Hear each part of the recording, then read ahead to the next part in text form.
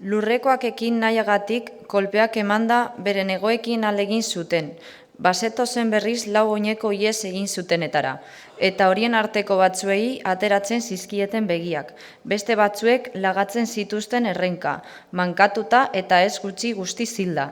Zebilen lurrean zezen, 8 eta 4 oineko askoren odola, han zen entzutea txakurren intziriak, zaldien irrintziak, lehoi eta zezenen orroak, basurden urrumizak, azerien hiletak eta katamotzen miau izugarriak.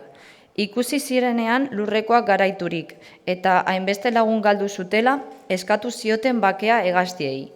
Horiek etorri ziren horretara, baina eskatu zituzten bi gauza.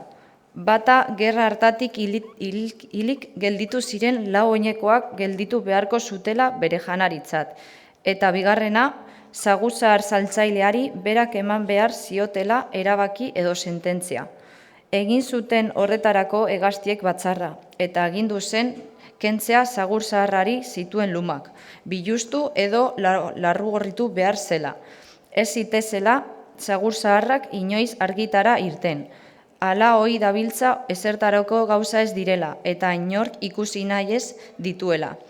Ipuin honek dio, bere odoleko eta adizkideen saltzailea, bera dela buru galtzailea.